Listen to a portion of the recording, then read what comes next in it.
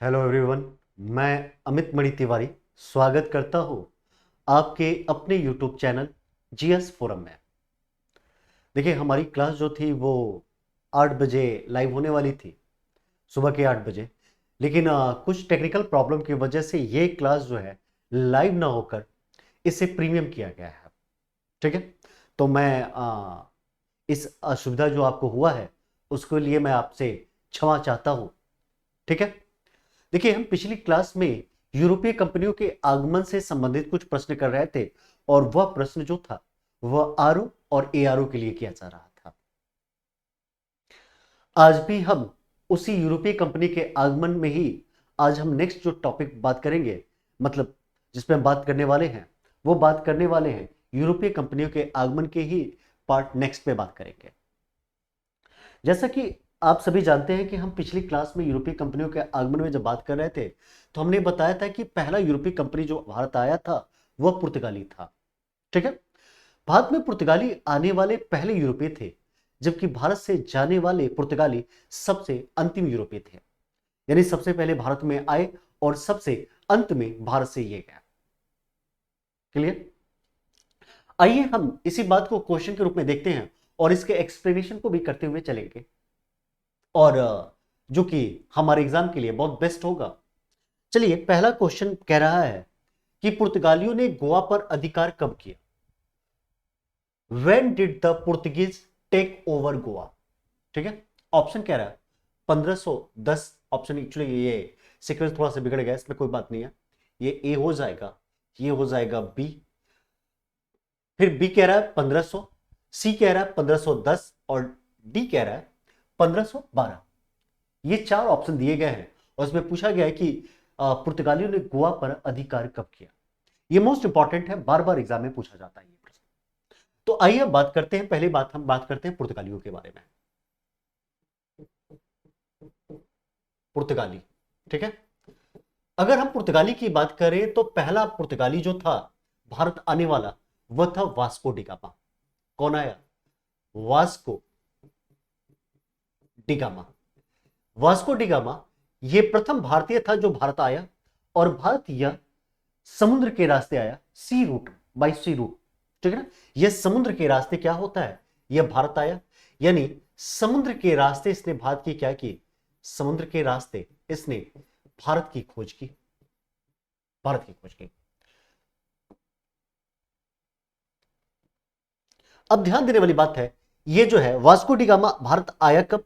तो कहते हैं कि वास्को डिगामा जो है भारत आया था 20 मई 1498 को। सुनते जाइएगा बात, पूरे नोट भी करते जाइएगा। 20 मई 1498 को आया, और यह जो आया यह केरल की एक बंदरगाह है, उस समय बंदरगाह था जिसका नाम था कालीकट। यह पहुंचता है कालीकट, ठीक है ना, कालीकट पहुंचता है। और कालीकट कहां पे है? यह है केरल में, केरल में पहुंचता है। इसका मेन एम था इसको मसाला खरीदना था, भारत से इसे मसाला खरीदना था, क्योंकि हम सभी जानते हैं कि जो यूरोप है, यूरोप उच्च अक्षांश पर स्थित है, और उच्च अक्षांश पर स्थित होने की वजह से जो यूरोप की टेम्परेचर है वो बहुत कम होती है। आपने कभी भी देखा होगा कि जब हम टेम्परेचर कम होता है तो हमारी बॉडी को एनर्जी की जरूरत होती है, और वह एनर्जी हम क्या करते हैं, कहां से गेन करते हैं? तो वह हम फूड के थ्रू गेन करते हैं, और वो भी फूड कैसा चाहिए? एनर्जेटिक फूड चाहिए। यानी जो यूरोप है वो उच्च अक्षांश पे स्थित होने की वजह से वहां पे टेम्परेचर कम है, वहां के लोगों को फूड खाना है, फूड को लंबे समय तक प्रिजर्व करना है। फूड में भी वे लोग मांस को कंज्यूम करते थे। अब मांस को लंबे समय तक प्रिजर्व करने के लिए उनके पास चाहिए मसाला, और आप सभी जानते हैं कि मसाला के लिए एक कंडीशन होता है, मिट्टी होती है, जिस मिट्टी का नाम है लेटराइट सॉइल। लेटराइट मिट्टी जो होती है वो मसालों के लिए बेस्ट होती है। और लेटराइट मिट्टी कहां पाई जाती है? तो कहा जाता है कि जहां पे हाई रेनफॉल हो, यानी उच्च वर्षा हो, हाई टेम्परेचर हो, यानी उच्च वर्षा और उच्च तापमान जहां पे होगा वहां पे क्या होगा? लेटराइट मिट्टी पाई जाएगी। लेकिन ये लेटराइट मिट्टी बनती कैसे है? तो कहते हैं कि जब हाई टेम्परेचर होता है, हाई रेनफॉल होता है, तो इन प्रोसेस के थ्रू जब आप देखेंगे टेम्परेचर जब हाई होगा तो मोलिक्यूल क्या होते हैं, एक्सपेंड करते हैं। लेकिन बारिश हुआ, टेम्परेचर तुरंत क्या होगा, डाउन होगा, मोलिक्यूल क्या होगा, कांस्टेंट करेंगे, सिकुड़ेंगे। इस कंडीशन में क्या होगी, टूट फूट की क्रिया होगी। टेम्परेचर ज्यादा हुआ, वर्षा ज्यादा हुई, टूट फूट की क्रिया हुई, और टूट फूट की क्रिया के द्वारा जो मिट्टी है वो रीस रीस कर जमीन के अंदर जाने लगेगा। इस प्रक्रिया को हिंदी में निच्छालन कहते हैं और इंग्लिश में लीचिंग कहते हैं। इस निच्छालन या लीचिंग की प्रक्रिया के द्वारा क्या होता है, लेटराइट सॉइल का निर्माण होता है। और लेटराइट सॉइल जो है वह मसाले के लिए उपयुक्त है। कहते हैं कि लेटराइट सॉइल भारत में जो है ना पश्चिमी घाट में पाया जाता है, क्योंकि आप सभी जानते हैं कि पश्चिमी घाट भूमध्य रेखा के क्या है, मतलब जो दक्षिण वाला हिस्सा है भूमध्य रेखा के पास है, लेकिन ये पश्चिमी घाट में पाया जाता है। अब ये आया कौन, वास्को डी गामा। 20 मई 1498 को आया, कालीकट पहुंचा। लेकिन ये जो कालीकट पहुंचा, ये कालीकट एक व्यक्ति था जिसने रास्ता दिखाया था इस वास्को डी गामा को, उसका नाम था अब्दुल मनीद, अब्दुल मनीद, ठीक है। और ये अब्दुल मनीद जो था यह गुजरात का था, गुजरात का पथ प्रदर्शक था। यह व्यक्ति भारत आया और भारत से क्या किया, मसालों का व्यापार करने लगा। और कहते हैं कि भारत में जब यह आया तो भारत में यहां पर व्यापारी थे, अरब व्यापारी। कौन, अरब व्यापारी। अरब व्यापारी क्या किए, इसको देख के भाई कोई भी आएगा, अगर दूसरा व्यापारी आएगा तो एक व्यापारी उसे क्या होगा, चिढ़ने लगेगा, टीच करने लगेगा। ये क्या किए, अरब व्यापारी पुर्तगालियों से टीच करने लगे। और राजा जो था इस केरल का, उसका नाम था जमोरिन। जो जमोरिन था उसने भाई वो चाहेगा कि हमारे यहां कई व्यापारी आए, तो वो क्या करता है, इसका स्वागत करता है, जबकि अरब वाले क्या करते हैं, इसे टीच करते हैं। जब ये आए और आने के बाद क्या करते हैं, अब धीरे धीरे ये भारत में पुर्तगाली आना स्टार्ट करते हैं। आने के बाद अपने फैक्ट्री स्टैब्लिश करते हैं, और फिर क्या करते हैं, भारत में गवर्नर स्टैब्लिश करते हैं। और इनके 3 गवर्नर स्टैब्लिश करते हैं भारत में। इनका नाम है फैन, मैंने ट्रिक बनाया है fan. F for Francisco de Almeida. F for कहते हैं फ्रांसिस्को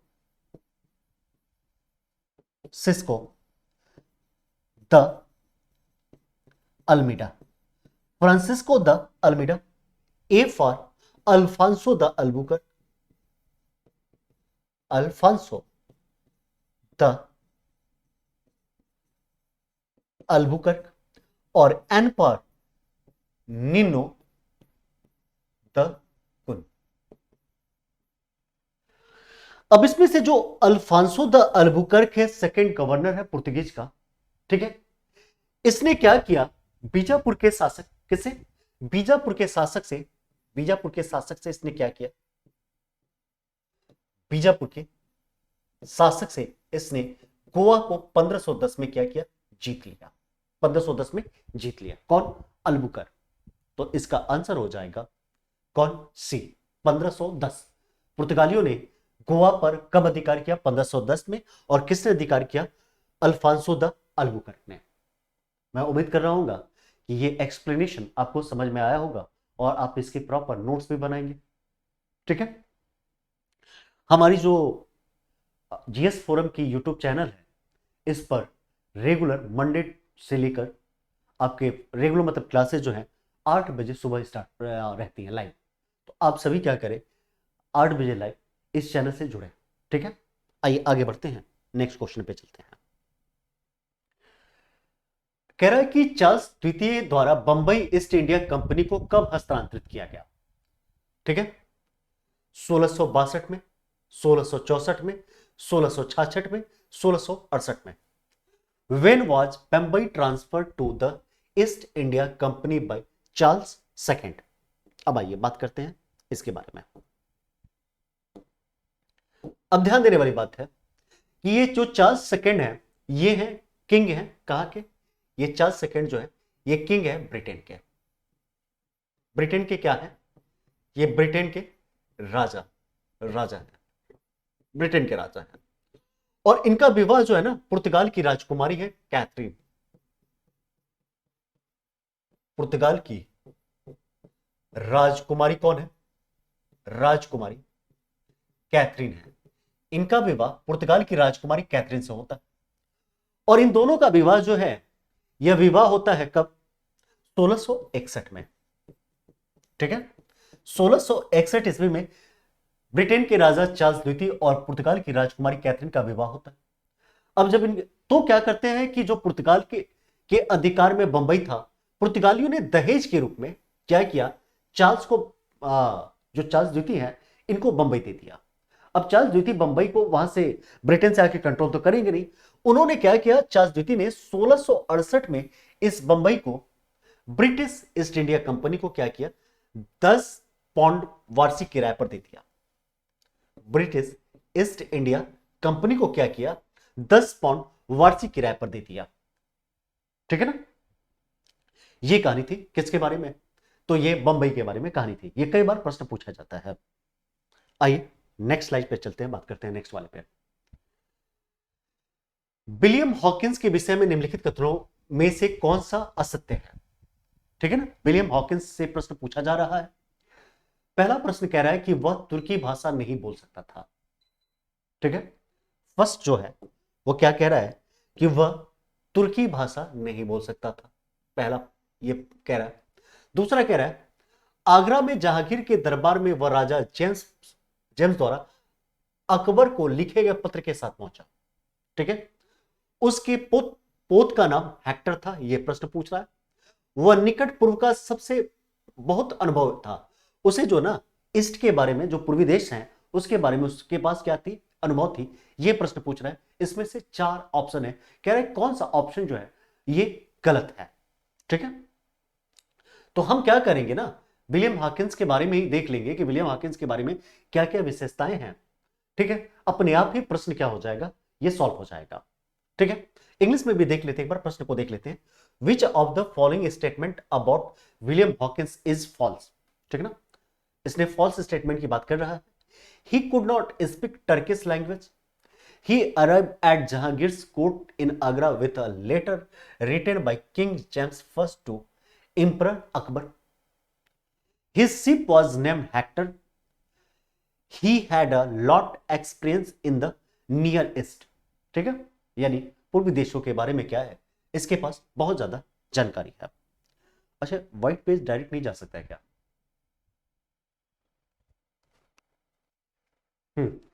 तो आइए हम बात करते हैं किसके बारे में, विलियम हॉकिंस के बारे में। तो मैं आपको बताता हूं विलियम हॉकिंस के बारे में। यहां पे लिखा हुआ है विलियम हॉकिंस। यहां पे देखा जाए तो विलियम हॉकिंस जो था एक्चुअली जहांगीर के दरबार में ही आया, और ये 1608 में जहांगीर के दरबार में आता है। कब आता है? 1608 में।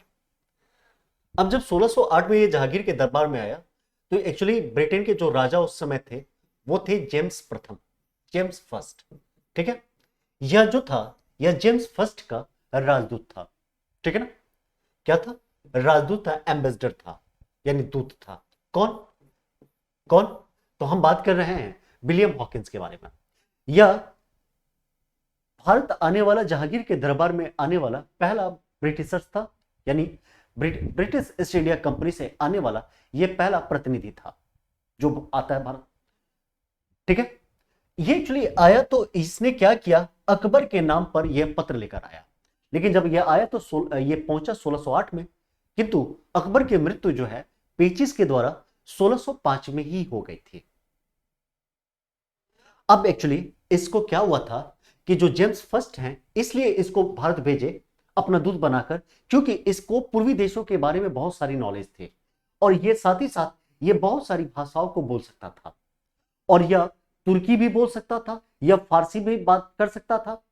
लेकिन जब यह जहांगीर के दरबार में आया तो इसने तुर्की में बोलना सही नहीं समझा।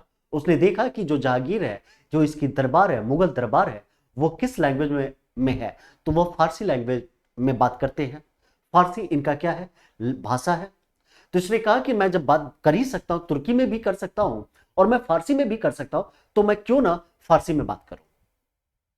ठीक है, तो इसने क्या किया कि फारसी में जहांगीर से बात करने लगा, और जहांगीर इतना खुश हुआ, कहा कि ये देखो यार, ये इंग्लिश वाला आदमी फारसी में बात कर रहा है। जो खान लोग, ठीक है, खान साहब लोग क्या करते हैं, फारसी में बात कर रहे हैं, उस प्रकार का यह इंग्लिश व्यक्ति क्या करता है, फारसी में बात कर रहा है। आज के बाद से इस व्यक्ति को मैं एक टाइटल दे रहा हूं, वो भी इंग्लिश खाकी। क्योंकि यह इंग्लिश का है, लेकिन बात किसमें कर रहा है, जिसमें खान लोग बात करते हैं फारसी भाषा में, उसमें यह बात कर रहा है। तो जहांगीर ने क्या किया, इसे इसे इंग्लिश खां की उपाधि दे दी, इंग्लिश खां, इसे इंग्लिश खां की उपाधि दे दी।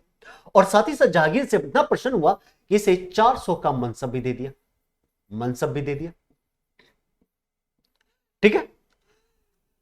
और कहते हैं कि ये जब आया तो यह जो आया था, यह इसकी एक जहाज थी जिस जहाज का नाम था हेक्टर, यह हेक्टर जहाज से आया था।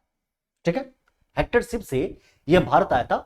और भारत में यह कहां पे आया था, तो एक्चुअली ये सूरत बंदरगाह पर उतरा था। ठीक है ना, सूरत बंदरगाह पर उतरा था। लेकिन जिस टीम के साथ यह आया था उस टीम का नेतृत्व ये नहीं कर रहा था, जिस टीम के साथ यह आया था उस टीम का नेतृत्व ये नहीं करता। उस टीम का नेतृत्व कौन कर रहा था, लीडरशिप कौन कर रहा था, तो उसका लीडरशिप कर रहा था कौन, उस व्यक्ति का नाम था William killing, William William killing, killing. और विलियम किलिंग जो था इस ग्रुप का लीडरशिप कर रहा था, जिससे हेक्टर आया था, सॉरी विलियम हॉकिंस आया था। और यह जो था विलियम किलिंग, यह रेड ड्रैगन ड्रैगन शिप से आया था। यह किस शिप पर था, तो ये रेड ड्रैगन पे था। और जबकि विलियम हॉकिंस जो था यह हेक्टर पे था। तो इस हिसाब से देखा जाए तो कहा जा सकता है कि वह तुर्की भाषा में बोल नहीं सकता था। तो मैंने बोला ना कि वो तुर्की भाषा में भी बात कर सकता था, बहुभाषाविद था। इसलिए इसका आंसर ए क्या हो जाएगा, वो हो जाएगा गलत। ठीक है, रॉन्ग हो जाएगा, फॉल्स हो जाएगा। क्लियर। तो यहां तक की बातें आपको क्लियर हुई होगी। आइए नेक्स्ट चलते हैं, नेक्स्ट बात करते हैं। देखिए प्रश्न आ रहा है कि ईस्ट इंडिया कंपनी किस चीज का भारत में निर्यात करती थी, भारत से निर्यात करती थी। सूती कपड़ा के, नील, कच्चा रेशम, coffee. What did the East India company export from India, cotton clothes, Indigo, raw silk, coffee. तो देखिए जो ईस्ट इंडिया कंपनी थी वह कॉफी का कहीं पर भी ट्रेड नहीं करती थी। तो पहला ही अगर देखा जाए, मैं कॉफी को हटा दूं तो ऑप्शन, अगर 4 को हटाया जाए तो 4 मैंने हटाया, तो देखा जाए वो सूती कपड़े का भी करती थी। सबसे पहले सूती कपड़ा, फिर उसने नील का किया, फिर उसने रेशम का किया। इस हिसाब से आपका आंसर हो जाएगा ए। आंसर क्या हो जाएगा, इसका आंसर हो जाएगा ए, 1 2 3। ठीक है, यह सूती कपड़ा, नील और कच्चा रेशम का क्या करते थे, ईस्ट इंडिया कंपनी निर्यात करते थे भारत से। आइए नेक्स्ट पे चलते हैं, नेक्स्ट स्लाइड। देखिए प्रश्न आ रहा है कि ईस्ट इंडिया कंपनी ने किस हेतु भारत में निवेश शब्द का प्रयोग किया। ठीक है ना, इसने कहा कि निवेश शब्द का प्रयोग किसके लिए भारत में ईस्ट इंडिया कंपनी ने किया है, भारतीय वस्तुओं को खरीदने के लिए, उसके बुलियन आयात, भारतीय वस्तु के क्रय हेतु बक्सर की लूट। सी कह रहा है निःशुल्क अंतर्देशीय व्यापार से लाभ एवं दीवान राजस्व का अधिशेष। और डी कह रहा है भारत में खरीद के लिए भारतीय साहूकारों से उधार लिया हुआ धन। और चलिए आइए बात करते हैं यहां पे, why did the East India company use the terms investment in India. ठीक है ना, importing their bullion to buy Indian goods, looting of Buxar to buy Indian goods, profit from free inland trade and surplus of divan revenue, money borrowing from Indian money lenders for purchases in India। देखिए ये बात कर रहा है कि भारत में निवेश शब्द का, तो मैं आपको बता दूं कि ये निवेश कैसे करते थे, क्या क्या करते थे। एक्चुअली इनका मेन एम था, जो ब्रिटिश ईस्ट इंडिया कंपनी थी वो भारत में क्या करने आई थी, तो भारत में ट्रेड करने आई थी, व्यापार करने आई थी। ट्रेड, ये व्यापार करने आई थी। तो जब भारतीयों से ये सामान खरीदते थे ना, तो भारतीय रुपए से नहीं खरीदते थे। कहते हैं कि जब प्लासी का युद्ध हुआ था 1757 में, 1757 से पहले ये भारतीयों से ना जब भी कोई वस्तु खरीदते थे वो बुलियन से खरीदते थे। किससे खरीदते थे, बुलियन से। ठीक है, अब आपके मन में आ रहा होगा कि सर ये बुलियन क्या है, तो मैं कहूंगा कि ये बुलियन है सोना चांदी। अगर मान लो कि ये मेरा मार्कर है और किसी ब्रिटिशर्स को 1757 यानी प्लासी के युद्ध के पहले इस पेन को मुझसे खरीदना होता, तो मुझसे जानते किसे खरीदते, ये मुझे सोना या चांदी देते, तब ये मुझसे ये परचेज करते हैं। और मैं कहता कि मैं अपने पेन को केवल बुलियन में बेचता हूं। ठीक है। जब 1757 का प्लासी का युद्ध हुआ, उसके बाद यह भारतीय सामान को अंग्रेजों ने क्या किया, भारतीय पैसों से खरीदने लगे। और जब 1764 का बक्सर का युद्ध हुआ ना, तो जो ब्रिटिश ईस्ट इंडिया कंपनी है वो अब भारतीयों पर ही इस पेन के लिए टैक्स लगाने लगे। देखिए 1757 से पहले ये मुझसे ये पेन खरीद रहे थे, कौन, जो ब्रिटिशर्स थे वो मुझसे ये पेन को बुलियन से खरीद रहे थे, यानी सोने और चांदी से खरीद रहे थे। जब 1757 का जो युद्ध हुआ उसके बाद ये अब मुझसे ये पेन खरीदेंगे, अब सोने चांदी से नहीं खरीदेंगे, अब मेरे ही भारतीय रुपए से खरीदेंगे। ठीक है। थर्ड, जब 1764 का बक्सर का युद्ध हुआ उसके बाद वो इस पेन को खरीदेंगे, इस पेन को वो मुझसे टैक्स अब लेंगे, अब पेन नहीं खरीदेंगे, अब इस पेन के लिए वो मुझसे क्या करेंगे, टैक्स लेंगे। ठीक है।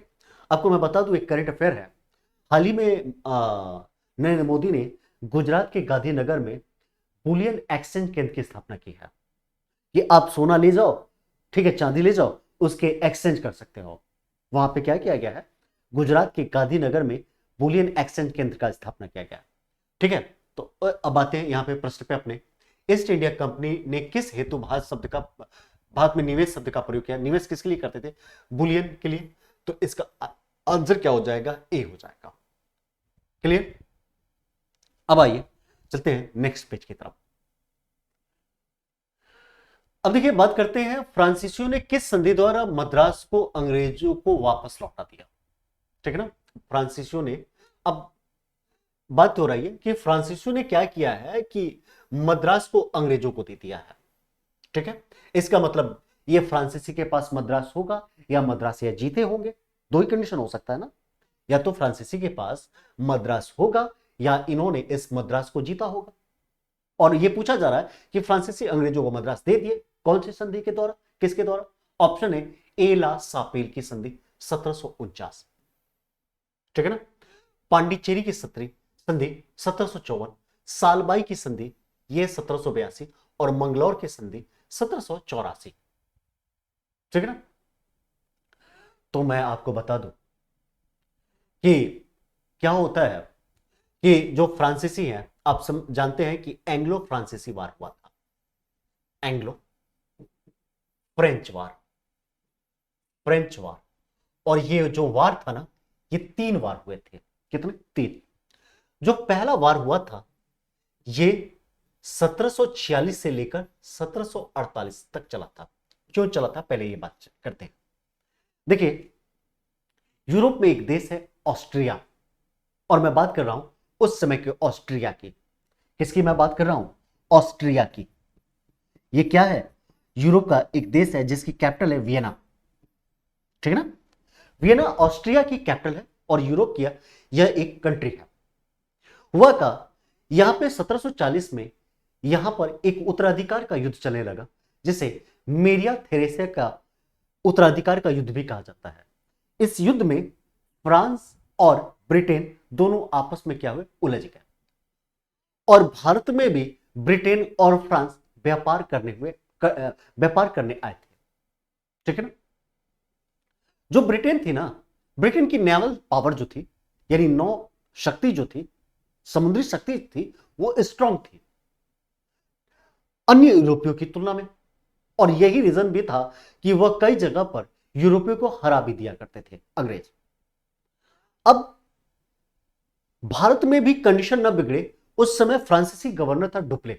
डुप्ले क्या किया, एक गवर्नर थे मद्रास के जिनका नाम था ला बोर्डेनो। ला बोर्डेनो इनसे मिले और कहे देखो भाई, हम जो लोग हैं ना, कौन, डुप्ले, हम जो लोग हैं वो व्यापार करने आए हैं, ट्रेड करने आए हैं। हम एक काम करते हैं, हम ट्रेड करेंगे, हम जो यूरोप में चल रहा है कंडीशन, उस कंडीशन के अकॉर्डिंग हम भारत में झगड़ा नहीं करेंगे।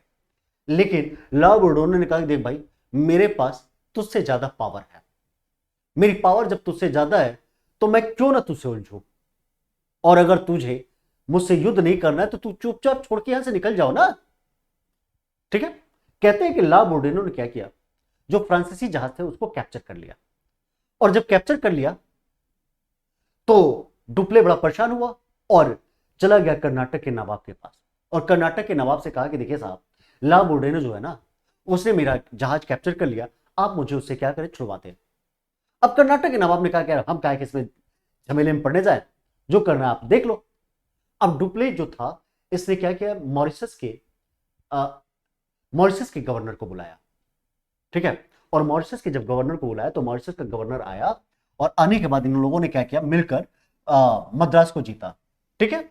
लेकिन जो मॉरिशस का गवर्नर था, पुनः अंग्रेजों को मद्रास दे दिया। और जब मद्रास दे दिया तो कहते हैं, अंग्रेजों को मद्रास दे दिया तो कहते हैं फिर डुप्ले क्या किया, उस मद्रास को जीत लिया। लेकिन यूरोप में एक संधि हुई, जिस संधि का नाम था ए ला सापेल की संधि। और इस संधि द्वारा क्या हुआ, जो प्रथम या फर्स्ट एंग्लो फ्रांसीसी वार था वो समाप्त हो गया। और इस ट्रीटी में कहा गया, संधि में कहा गया कि अब जो भी भारत में मद्रास है वो क्या करेंगे, फ्रांसीसी अंग्रेज को दे देंगे, और जो अमेरिका में लुइसबर्ग है वो ब्रिटेन फ्रांसीसी को दे देंगे। यानी कहा जाए कि फ्रांसीसियों ने ए ला सापिल की संधि द्वारा क्या किया, मद्रास अंग्रेजों को दे दिया। क्लियर? तो ये हो गया क्वेश्चन नंबर 6। मैं उम्मीद कर रहा हूं कि ये आपको समझ में आ रहा होगा सेक्शन। आइए, प्रश्न है कि इंटरपोलर कौन थे, ठीक है ना। इंटरपोलर कौन थे?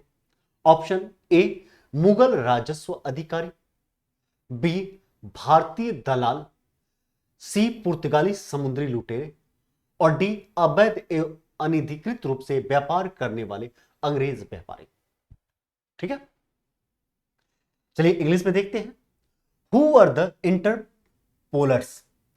Mughal revenue officer, B, Indian brokers, C, Portuguese pirates, और D, English trader doing illegal and unauthorise business.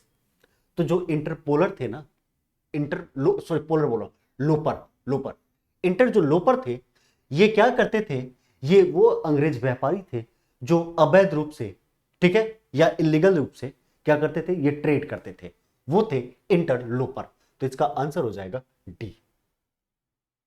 Clear? आइए अब बढ़ते हैं नेक्स्ट की तरफ। 1690 में कलकत्ता की स्थापना किसने किया था? एक्चुअली ये 1690 नहीं है, ये हो जाएगा 1699 हो जाएगा, ठीक है ना। इसको मैं काट के कर देता हूं, 1699, ठीक है ना। कोलबर्ट, चौपचरना, क्लाइव, डुप्ले, ठीक है। इंग्लिश में आते हैं, who founded Calcutta in 1699 AD, ठीक है ना। अब देखिए, जो कलकत्ता था, ये कलकत्ता बंगाल के जो अब देखेंगे भारत में,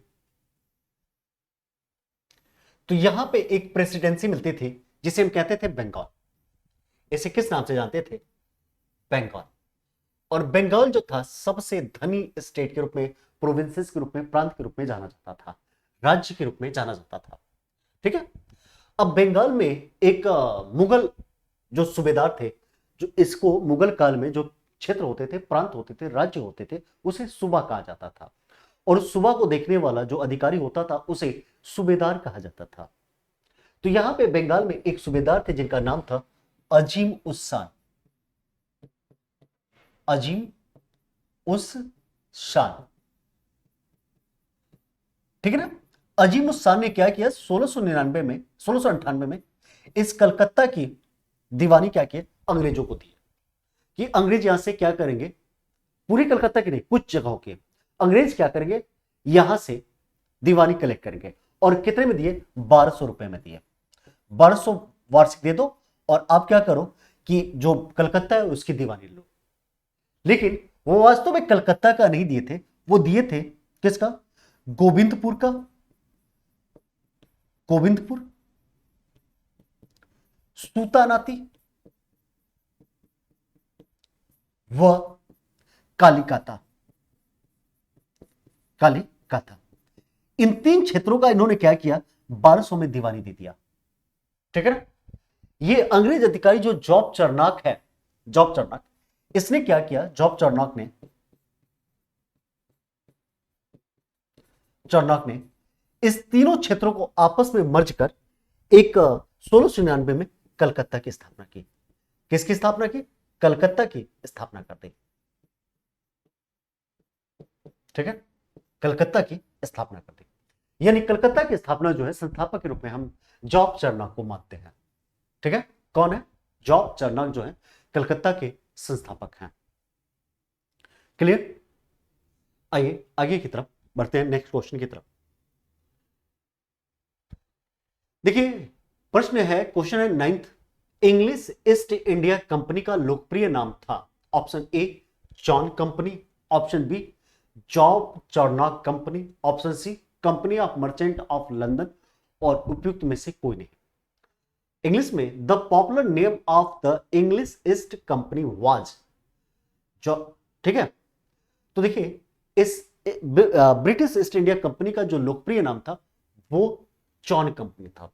और इसका नाम जो है ना ब्रिटिश ईस्ट इंडिया कंपनी कब पड़ा, तो कहते हैं कि 1833 का जो चार्टर एक्ट आया था, इस चार्टर एक्ट द्वारा कंपनी का नाम छोटा करके इसे ब्रिटिश ईस्ट इंडिया कंपनी का नया नाम कर दिया गया 1833 के चार्टर एक्ट द्वारा।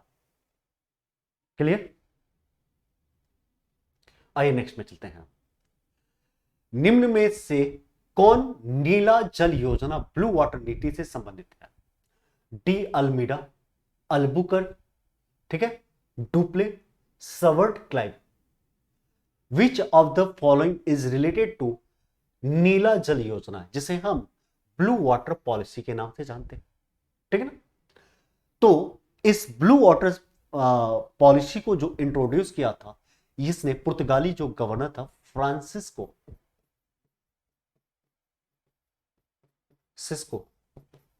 De Almeida.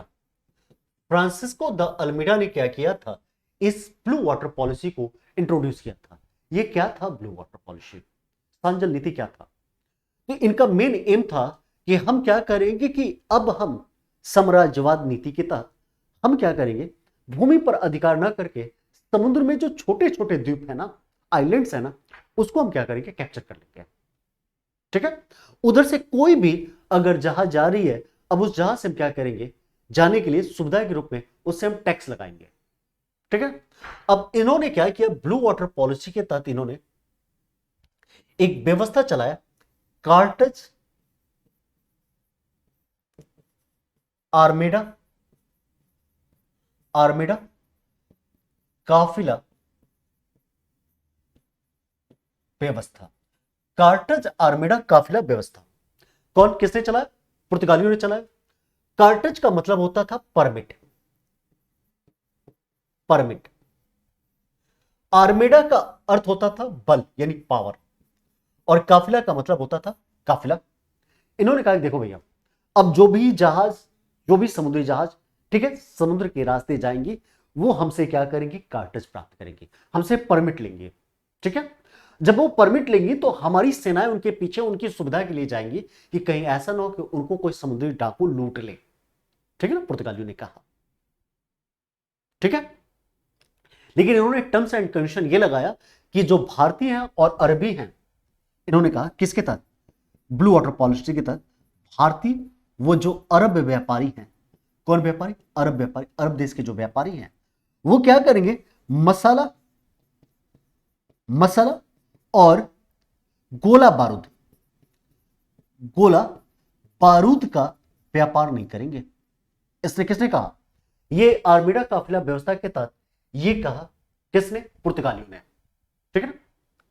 और ब्लू वाटर पॉलिसी को स्टार्ट किसने किया, फ्रांसिस्को द अल्मीडा ने। इसके साथ ही ये अपने आप को जब समुद्र पे अधिकार कर लिए तो ये अपने आप को समुद्र का स्वामी कहते थे। ये क्या कहते थे, समुद्र का स्वामी। कौन, पुर्तगाली समुद्र का स्वामी कहते थे। और जो समुद्री साम्राज्य था, इसको ये लोग एस्तादो द इंडिया कहते थे। एस्तादो द इंडिया किस नाम से बुलाते थे, एस्तादो द इंडिया के नाम से क्या करते थे, उसको रिप्रेजेंट करते थे। ठीक है, तो अगर देखा जाए ब्लू वाटर पॉलिसी, तो अल्फांसो दे अल्मीडा यानी ऑप्शन ए क्या हो जाएगा, इसका सही हो जाएगा। हम एक्सप्लेनेशन के साथ चलेंगे क्योंकि हमारा एग्जाम है वो इसी प्रकार से कई प्रश्न क्या करता है, एक ही जगह से घुमा फिरा कर पूछता है। ठीक है, आइए आगे बात करते हैं, नेक्स्ट क्वेश्चन की तरफ चलते हैं। अब ध्यान देने वाली बात है, इसमें क्या करना है, सूची फर्स्ट को सूची सेकंड से मिलाना है। एक समुद्री यात्री है, दूसरा देश है। वास्को डिगामा पूछ रहा है कहां का था, तो हम सभी जानते हैं कि वास्को डिगामा पुर्तगाल का था फर्स्ट। क्रिस्टोफर कोलंबस कहां का था, ये था तो इटली का लेकिन स्पॉन्सर था स्पेन का, तो चलिए स्पेन पे चलते हैं। कैप्टन कुक कहा था, ये ब्रिटेन का था, यहां पे चलते हैं। और तस्मान कहा था, ये हॉलैंड का था। तो देखा जाए तो इसका ऑप्शन क्या बन रहा है, एक फर्स्ट से मैच कर रहा है, तो कहां पे चला गया, ए फर्स्ट से, ए फर्स्ट से, कोलंबस जो है 3 से, इसमें ऑप्शन नहीं मैच कर, इसमें ऑप्शन नहीं है, चलिए इसमें ऑप्शन मैच नहीं कर रहा है। वास्को डिगामा फर्स्ट, ए आप क्या करिएगा फर्स्ट, बी आप क्या करेंगे, बी जो है थर्ड है कोलंबस। सी कौन सा है, सी देखा जाए कैप्टन कुक ब्रिटेन से है, और तस्मान जो है ये कौन सा है, डी जो है ये सेकंड है, ये वाला होगा 1 3 4 2, 1 3 4 2। चलिए इसमें 1 3 4 2, एक्चुअली ये हो जाता यहां से 3 और 4 2। ठीक है, तस्मान हॉलैंड, कैप्टन कुक जो था वो ग्रेट ब्रिटेन का था। आइए नेक्स्ट क्वेश्चन पे चलते हैं हम। ठीक है, अब देखिए भारत में पुर्तगाली शक्ति का वास्तविक संस्थापक किसे कहा जाता है, Vasco da Gama, Albuquerque, Bartholomew Dias, George ऑक्सटाइन। Who was the real founder of Portuguese power in India, Vasco da Gama, Albuquerque, Bartholomew Dias और कौन सा है, जॉर्ज ऑक्सटाइन। तो जो है अल्बुकर्क की बात करें, ये अल्बुकर्क जो है 1509 से लेकर 1515 तक भारत का क्या बना, ये पुर्तगाली गवर्नर बन गया है और सेकंड पुर्तगाली गवर्नर था। इसने क्या किया, जो पुर्तगाली की जितनी भी एम थी, जितने उद्देश्य थे, उन सारे उद्देश्यों का पूरा जो था इसने ही किया। इसने क्या किया, बीजापुर से गोवा को जीता, इसने मलक्का पर अधिकार किया, इसने हरमुज पर अधिकार किया। ठीक है, इसके जो रिलेशन थे वो बीजापुर के जो विजयनगर साम्राज्य के जो राजा थे कृष्णदेव राय, उनसे भी इसका अच्छा संबंध था। और कृष्णदेव राय ने इससे कहा कि एक काम करो, तुम भटल में, जो बीजापुर में विजयनगर साम्राज्य में एक जगह था भटल, वहां पर तुम लोग क्या करो, अपना फोर्ट बना लो। तो इसने भटल में भी क्या किया था, फोर्ट बनाया था। इतनी बड़ी उपलब्धियां थी इसके साथ, अल्बुकर्क के साथ, इसलिए अल्बुकर्क को क्या कहा जाता है, real founder of Portuguese power कहा जाता है, real founder of Portuguese power. ठीक है ना, तो क्या हो जाएगा, अल्बुकर्क सेकंड वाला। आइए नेक्स्ट पे चलते हैं। अब प्रश्न जो है, प्रथम कर्नाटक युद्ध की बात किया जा रहा है। तो प्रथम कर्नाटक युद्ध जो है एला सापेल की संधि, पहले चलते हैं। तृतीय कर्नाटक युद्ध की बात कर रहा है, यह है पेरिस की संधि। द्वितीय कर्नाटक युद्ध की बात कर रहा है, यह है अनिर्णायक। और प्रथम आंग्ल मैसूर युद्ध की बात कर रहा है, इसमें क्या हुआ, ब्रिटिशर्स की हार हुई। तो ए का फोर्थ, पहला सी पे चलते हैं, पहले देख रहे हैं बी का कौन सा हो गया, बी का 1 हो गया, सी का हो गया थर्ड और डी का हो गया 2, यानी इसका आंसर क्या हो जाएगा, इसका आंसर हो जाएगा सी।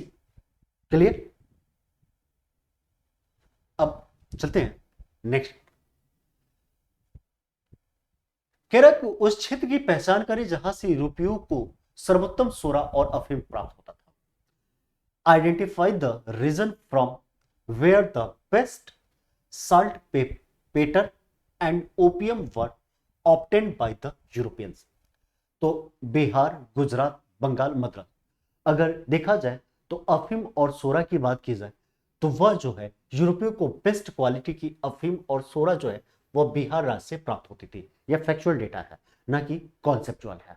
तो आप सीधे क्या करेंगे, इसके लिए फैक्चुअल डेटा ग्रुप में बिहार आप ऑप्शन करेंगे। आगे, अंग्रेजी शासनकाल में भारत का कौन सा क्षेत्र अफीम उत्पादन के लिए प्रसिद्ध था? ठीक है ना, अफीम के लिए, ठीक है ना, ओपियम प्रोडक्शन की बात कर रहा है।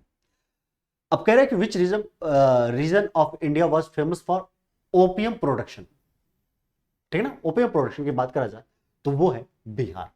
वही क्वेश्चन है, रिपीट किया है घुमा के। क्लियर?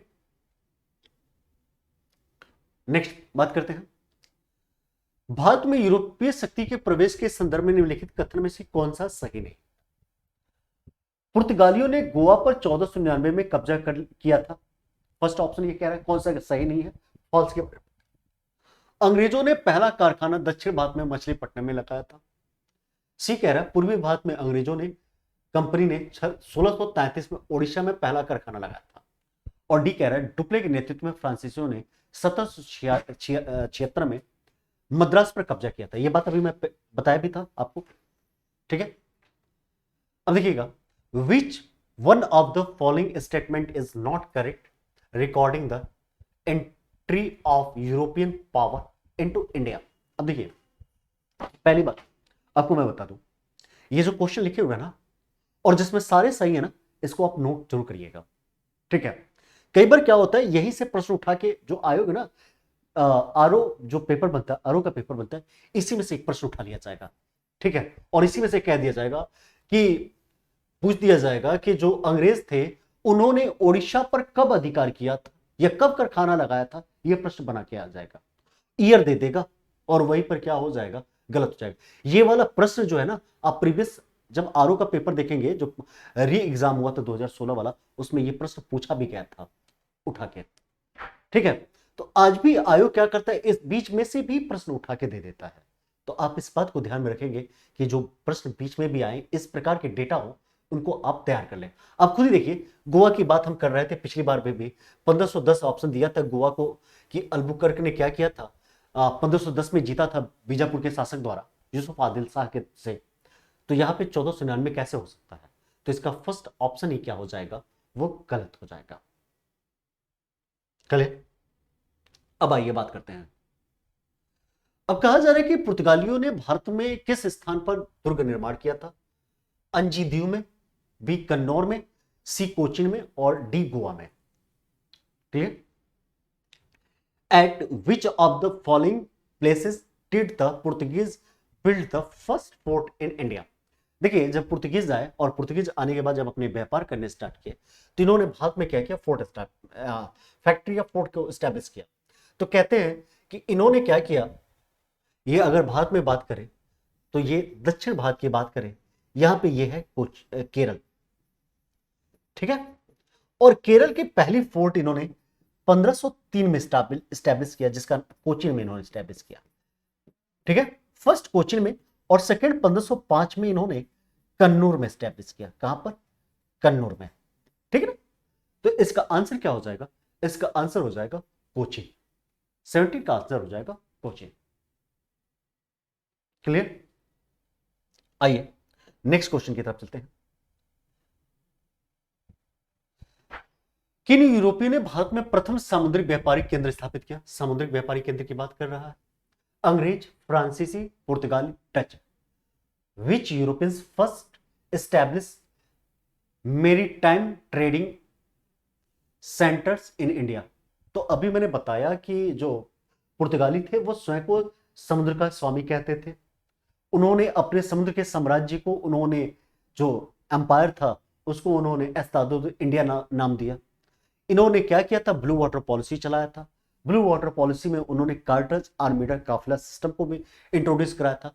तो इसका जो आंसर हो जाएगा वो हो जाएगा सी। आंसर क्या हो जाएगा? सी हो जाएगा। आइए नेक्स्ट क्वेश्चन की तरफ चलते हैं।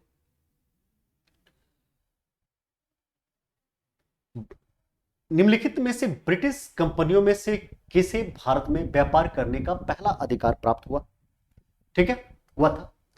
ऑप्शन ए है लिवेंट कंपनी, ऑप्शन बी है East India company, option C है the English company trading to the East Indies, और डी है ओस्टेड कंपनी।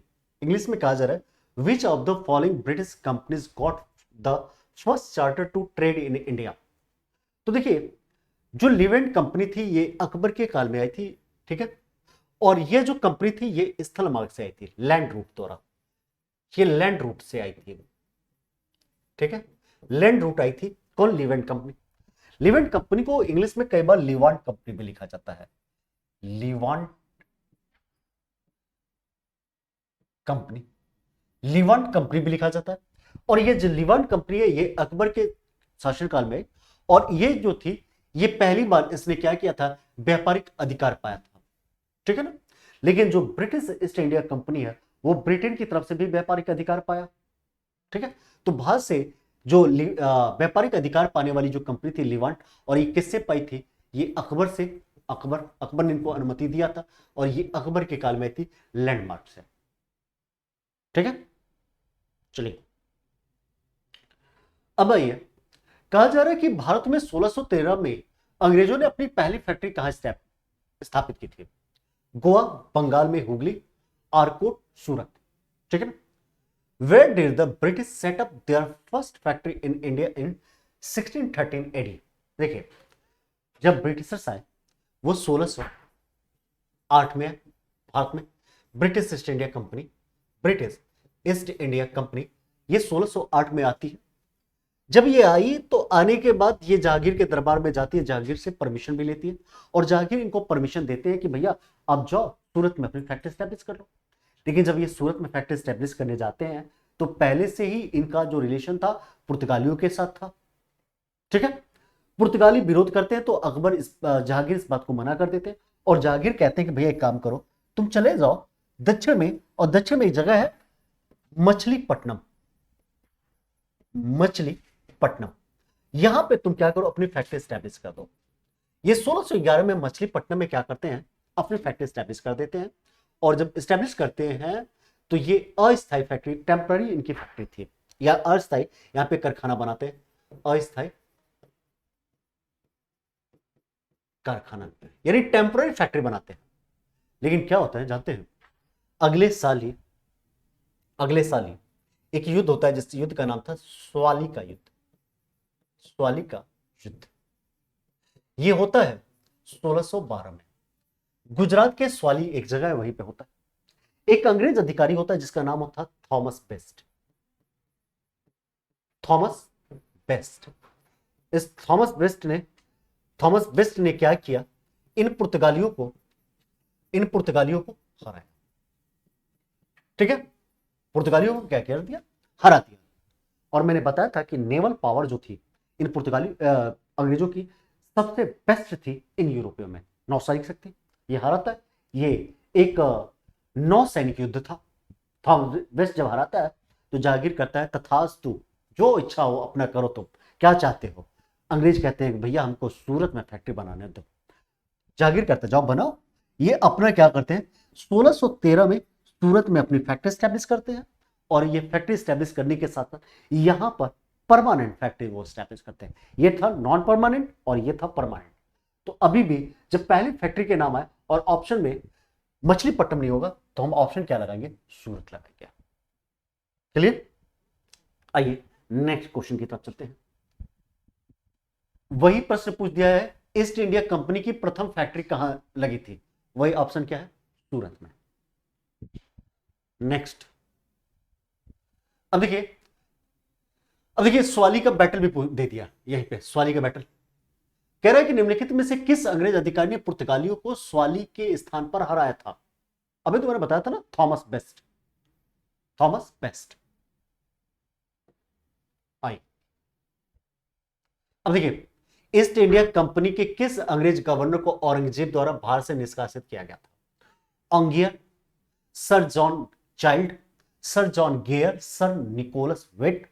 ऑप्शन अंग्रेजी में चलते हैं, which English governor of the East India company was expelled from India by Aurangzeb? अब चलिए आइए बात करते हैं। राजा है औरंगजेब, समय है 1688, ठीक है।